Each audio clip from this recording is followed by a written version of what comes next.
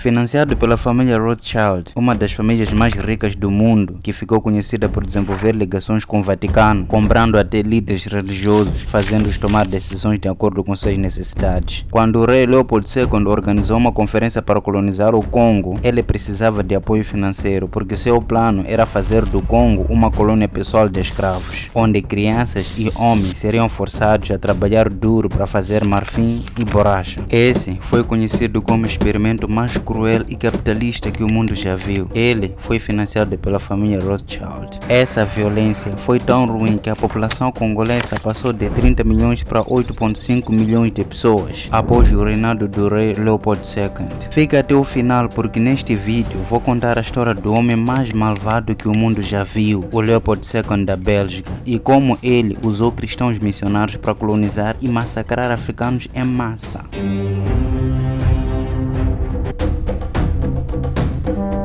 Acredita-se que o rei Leopold II da Bélgica ganhou mais de $1 bilhão no Congo por meio de trapaças, violência e escravidão. O Leopold II governou esta parte do mundo com um punho de ferro e usou algumas das punições mais brutais para garantir que o dinheiro continuasse fluindo. Usar a palavra brutal é um eufemismo. E tudo isso o tornou tão rico que a Bélgica ainda hoje se beneficia da riqueza. Então, o que aconteceu e como alguém pode ser tão implacável? Acontece que esse rei da Bélgica assumiu o controle da terra e se tornou um dos homens mais perversos da história da humanidade. Desde o início, o Leopold II sempre planejou estabelecer colônias e extrair riqueza delas. Sendo o rei de um pequeno país como a Bélgica, simplesmente não era satisfatório para ele. Em 1876, cerca de 10 anos após o reinado de Leopold, ele vê que exploradores europeus estão começando a viajar para a África. Até 1529, a maior parte das Américas foi reivindicada pela Espanha, com exceção do Brasil, enquanto vários territórios costeiros da África, Oriente Médio, Sul da Ásia e Pacífico Asiático foram reivindicados por Portugal, exceto Filipinas, que era uma colônia da Espanha. Se ele agir rápido, pode reivindicar a área antes que outras nações possam. Leopold cria e hospeda a Conferência Geográfica de Bruxelas, uma reunião com vários especialistas em ciências geográficas conhecidos, reverendos, missionários cristãos e filântropos muito ricos. Durante a conferência, eles votam para estabelecer a Associação Africana Internacional. Supostamente, esta organização foi criada como um projeto humanitário na África Central, mas, na realidade, é uma fachada para europeus avançarem com suas agendas coloniais. Logo após a conferência, Leopold assina um contrato com o famoso explorador africano Henry Morton Stanley para explorar o Congo com o objetivo de estabelecer um novo estado. É claro que o estado será governado pelos europeus, pois a população nativa é considerada incivilizada e, portanto, inadequada para governar a terra. Então, Leopold II da Bélgica decidiu escrever uma carta para os cristãos missionários irem para a África, pregar aos africanos e depois escravizá-los todos. O plano aqui é usar esses missionários para serem espiões e extrair recursos naturais na terra dos africanos. Mas primeiro, eles precisam dar-lhes a Bíblia, convencê-los de que o homem branco é superior, fazê-los se submeter a esses colonizadores, mantê-los mais pobres e finalmente colonizar seus filhos, filhas, esposas e netos. Este será um dos capítulos mais tristes da história da África. Deixe-me ler o que ele escreveu para esses missionários e o que exatamente devem fazer na África. Até hoje, a missão da maioria dos missionários é controlar a mente, dizendo a essas pessoas que, se você continuar sendo pobre e feliz com isso, irá para o céu. Se você é um africano assistindo, eu quero que você pense sobre isso e compartilhe esse vídeo. Olha,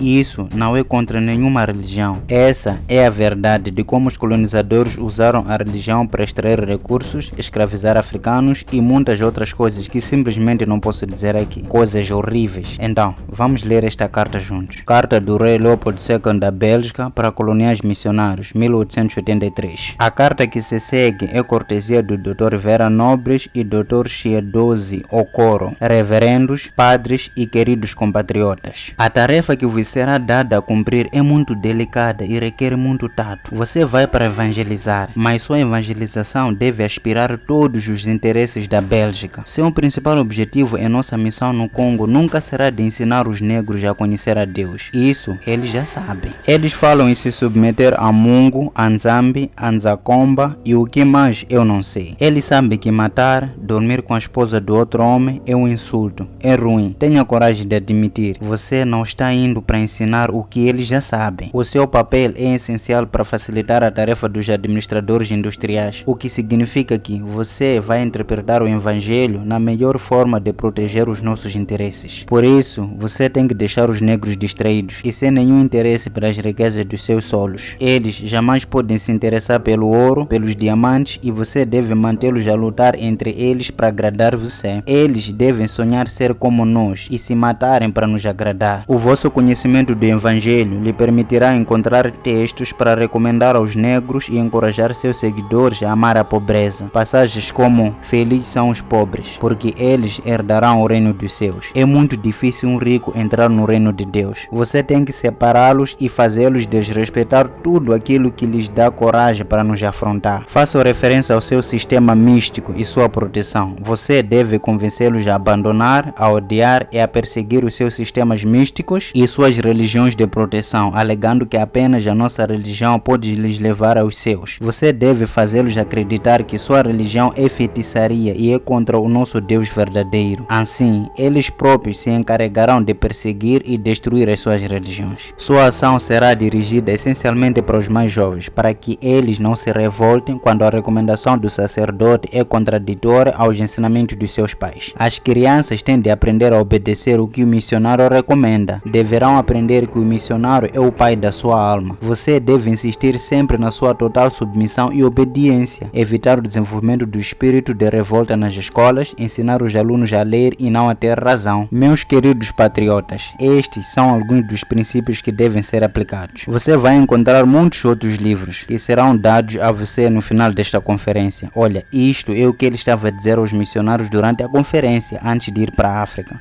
Estás a perceber? E continua: evangelizar os negros para que eles fiquem sempre em submissão aos colonizadores brancos, para que eles nunca pensem em revoltar-se contra as restrições que estão submetidos. Recite todos os dias: felizes são aqueles que estão chorando, felizes são os pobres, porque deles é feito o reino de Deus. Converso sempre os negros, usando o chicote. Mantenha suas mulheres em 9 meses após a apresentação de trabalhar livremente para nós. Forçá-los a pagar-lhe em sinal de reconhecimento cabras, frango ou ovos toda vez que você visitar as suas aldeias. E certifique-se de que o negro nunca se enriqueça. Cante todos os dias que é impossível um rico entrar no céu. Faça-os pagar o imposto a cada semana na missa de domingo. Use o dinheiro supostamente para os pobres para construir centros de negócios florescentes. Institui um sistema confessional, o que lhe permite ser bons detetives denunciando qualquer preto que tenha uma consciência diferente ao contrário do que a do tomador de decisão. Ensina os negros a esquecer os seus heróis e adotar só os nossos. Nunca ofereça um assento cômodo a um preto que vem visitá-lo. Não lhe dê mais do que um cigarro. Nunca convide-o a jantar, mesmo que ele lhe dê um frango cada vez que ele vir à sua casa. O discurso acima, que mostra a real intenção da viagem missionária cristã em África, foi exposto ao mundo do deputado Muikwani Bukoko, nascido no Congo em 1915, e que, em 1935, enquanto trabalhava no Congo, comprou uma Bíblia de um padre belga que esqueceu o discurso no interior da Bíblia.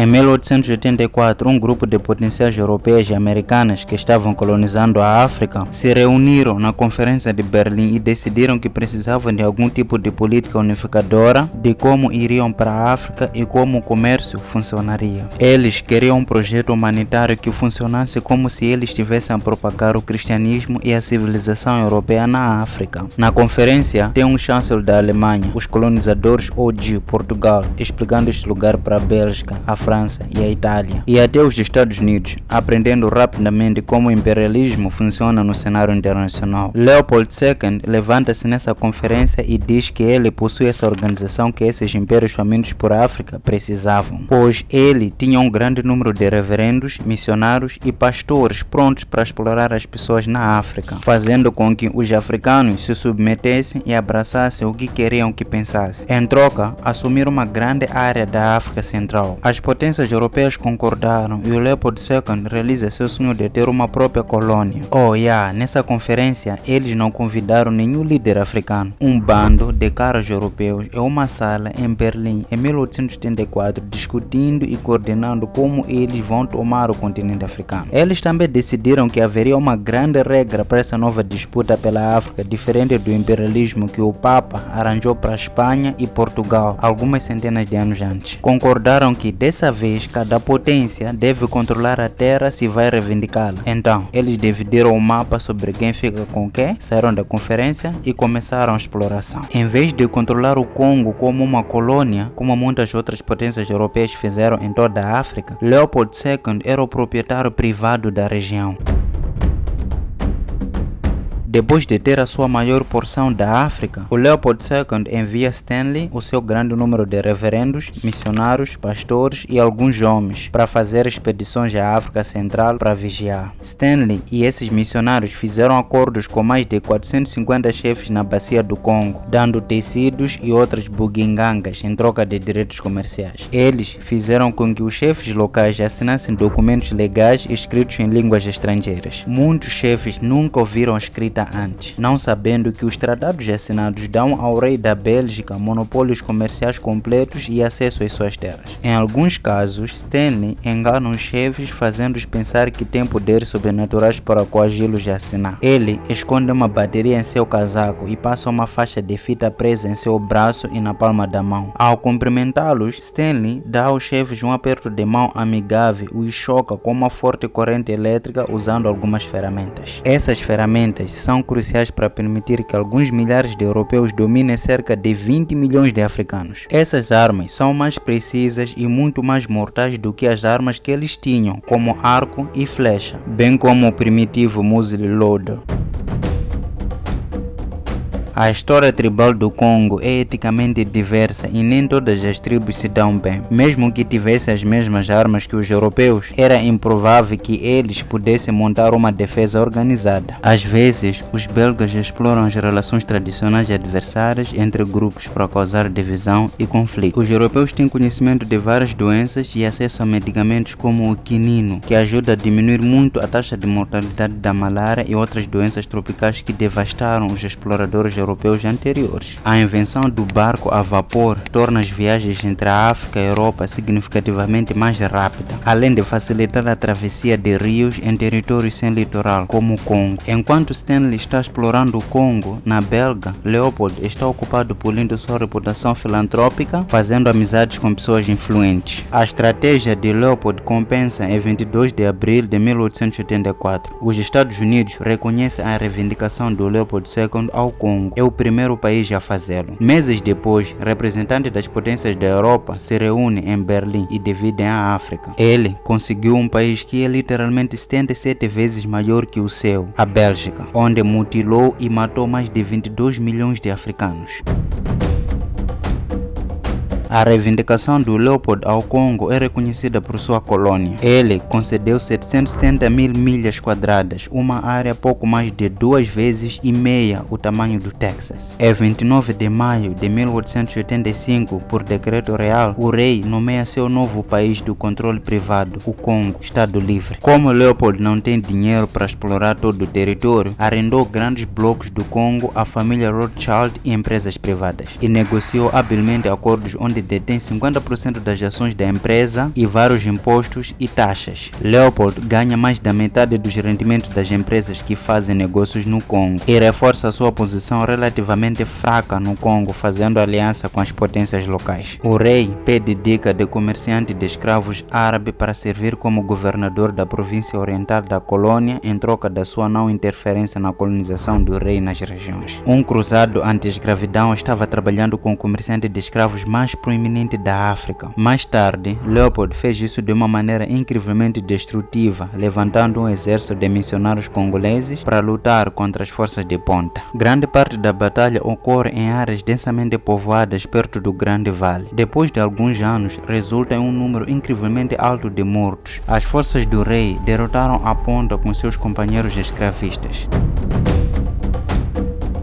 Leopold II fica com o controle total do Congo. Ele prontamente contrata alguns daqueles ex-escravistas como funcionários do Estado. Enquanto em outras partes do Congo, funcionários do Estado e vários agentes da empresa estão mapeando o território, estabelecendo postos avançados e apreendendo todo o marfim. Eles coletam marfim por meio de ataques onde mascaram seus grandes números de elefantes. Às vezes, os europeus compram marfim dos aldeões. No entanto, forçam os aldeões a aceitar um preço baixo e, se pagos, tanto caçadores africanos quanto aldeões são pagos em pequenas quantidades de contas de pano ou rastas de latão que o Estado decretou como a principal moeda do território. Os africanos são proibidos de fazer transações com dinheiro. Os escravos carregam o marfim coletado e outros suprimentos sempre que uma expedição sai do rio. Os europeus usam esses escravos para caminhar pelo mato e carregar tudo, desde munição, papelada e até peças de barco a vapor, para que um barco a vapor possa contornar cocheiras e ser remontado do outro lado. Esses escravos são pagos em comida depois de um trabalho árduo e implacável. Uma testemunha ocular vê crianças de 7 a 9 anos sendo usadas como escravas e obrigadas a carregar cargas de 10 kg.